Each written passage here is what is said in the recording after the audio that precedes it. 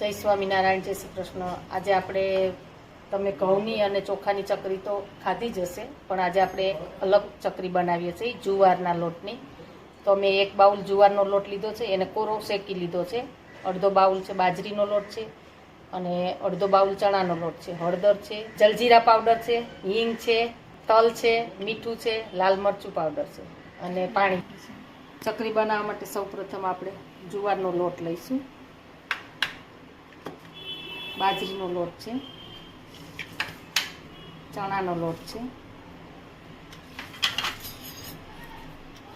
અડધી ચમચી હિંગ છે, હળદર છે,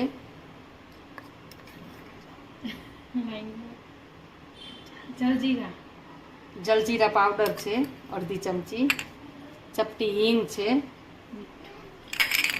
સ્વાદ અનુસાર મીઠું છે, 1 ચમચી તલ છે, 1 ચમચી કાશ્મીરી લાલ મરચું।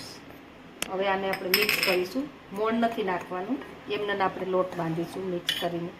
આપણો લોટ મિક્સ થઈ ગયો છે, એને આપણે થોડું થોડું પાણી લઈશું અને લોટ તૈયાર થઈ ગયો છે, એને આપણે થોડું તેલથી ગ્રીસ કરી જે જાળી આવે છે એ જાળી ફિટ કરી છે અને આપણે હવે થોડોક લોટ હાથેથી મસળી લઈશું। લોટ મસળીને આ રીતે આપણે સંચાની અંદર ચકરી આપણે પાડી લઈશું। આ રીતે આપણે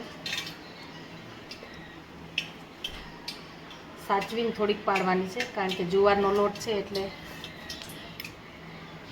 હવે આપણે આ ચકરી તૈયાર થઈ ગઈ છે, એને આપણે તેલ ગરમ થઈ ગયું છે એની અંદર લઈ લીધી છે। એને આપણે થોડી વાર એમનેમ જ થવા દઈશું, એને અડવાની નહીં હમણાં। એક બાજુ આપણી થઈ ગઈ છે ચકરી, એને આપણે પલટાવી લઈશું। એક બાજુ જ્યાં સુધી થાય નહીં ત્યાં સુધી એને અડવાની અને ચકરી આપણે 1 મિનિટ તો તૈયાર છે આપણી જુવાર બાજરીની ચકરી, એકદમ ક્રિસ્પી પણ થઈ છે। તો એને આપણે હવે સર્વ કરીશું।